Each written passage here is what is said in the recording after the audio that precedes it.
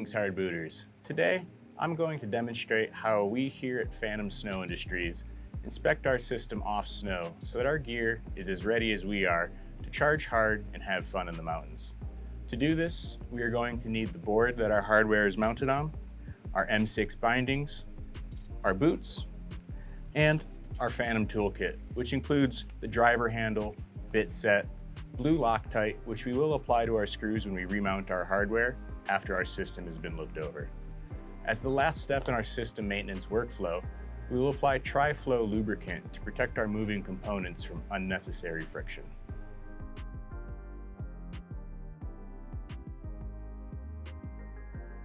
To begin, visually inspect all components of your system to make sure there aren't any cracks, missing pieces, deformed, or worn parts.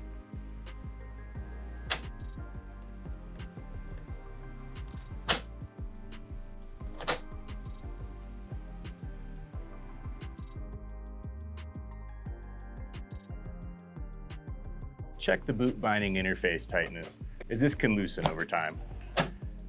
I will demonstrate how to adjust the M6 binding bales to make the interface tight again after we remove all of our components.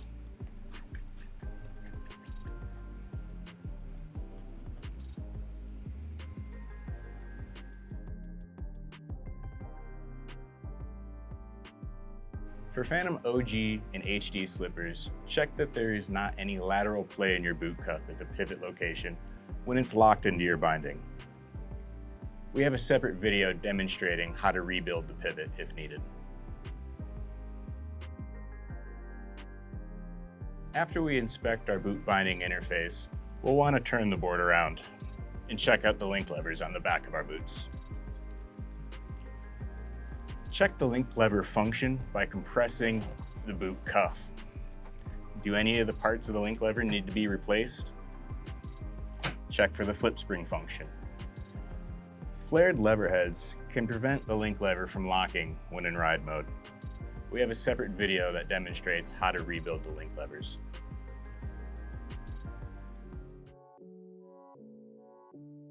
Remove all of the components from your board, as well as the link levers from your boots.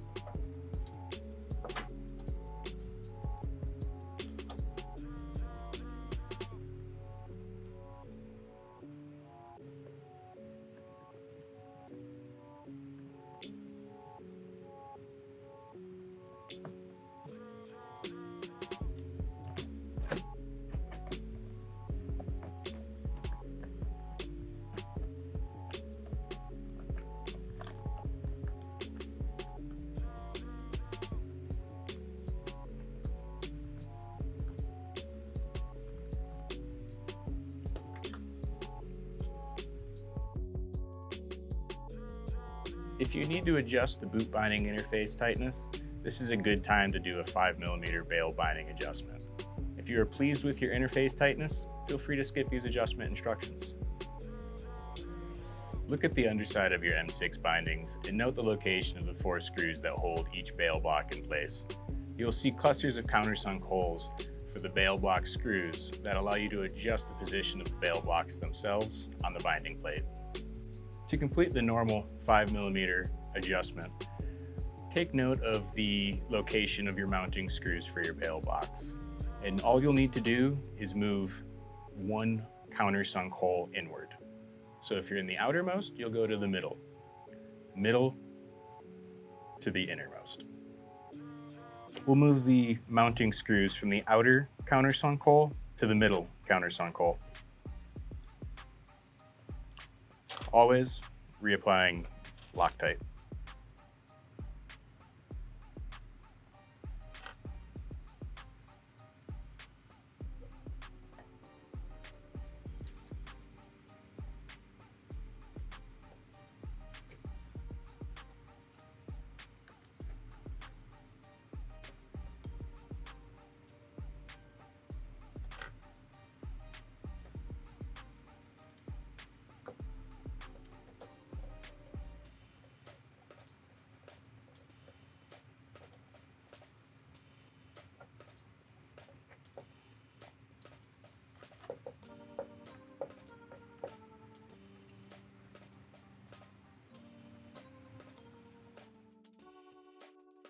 If you're utilizing a small medium binding, Mondo size 26, or a size 30 on the large extra large binding, you will notice that your bail blocks are already mounted utilizing the innermost countersunk holes.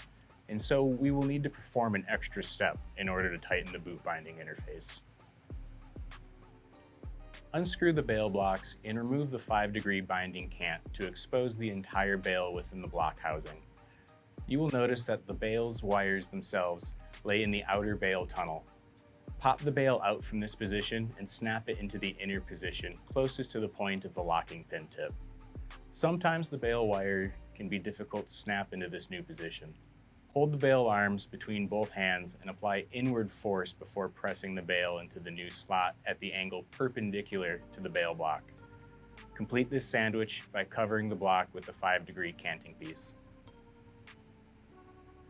After making the adjustment to your bail wires in the block housing, take special notice of the orientation of your 5-degree canting piece to make sure it matches the orientation of the heel piece. Utilize the outermost countersunk holes when moving the bail blocks after moving the bail wire positions inward. Also take note to use the longer screw on the longer canted side.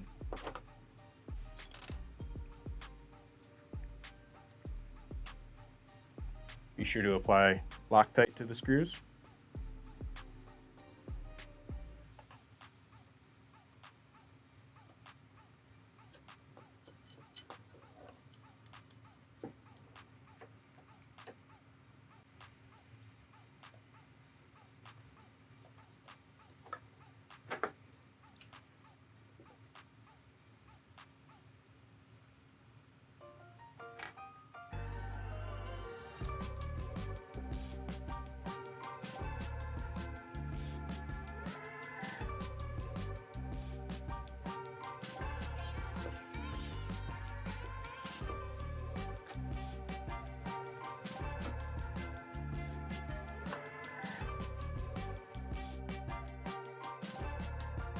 Take the time to inspect each component of your binding for wear and tear.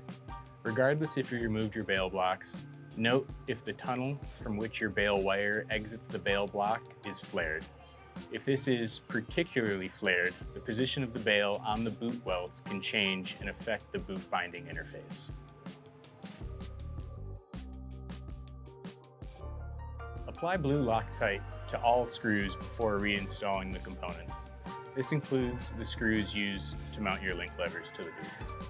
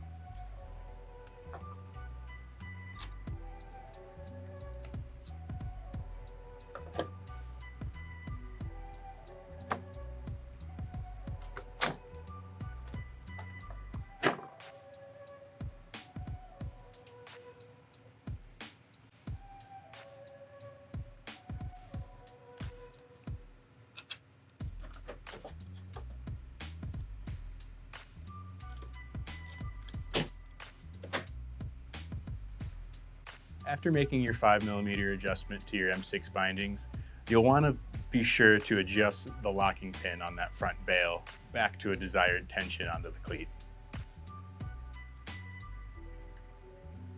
To do this, I like to keep the flick lever at a 45-degree angle to a desired tightness and then push down. Once that's reached, be sure to use the jam nut to make sure everything's tight.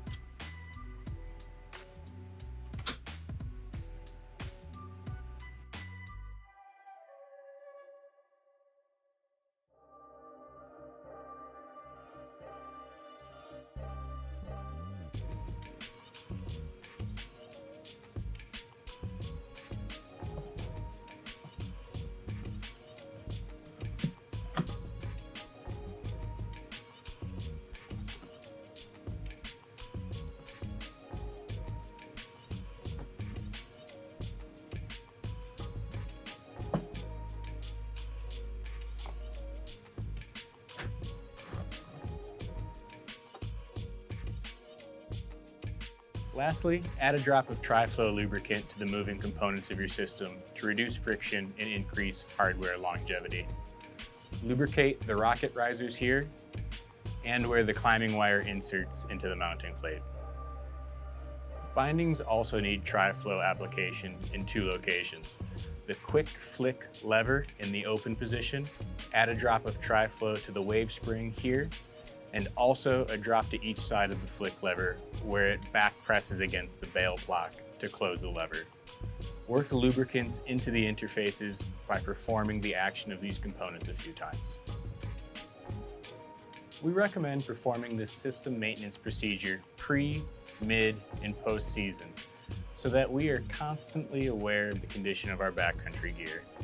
This schedule also encourages us to retighten hardware and to lubricate components that often need love mid-season. As a good habit, I personally touch all my components and make sure that everything is good to go as a pre-tour check. Be sure to check out our additional demonstrated videos, which can be found at phantomsnow.com. Thank you for joining us while we cared for the gear that facilitates our winter backcountry fun. From the Phantom Snow Industries team, get out there, stay safe, and enjoy the ride.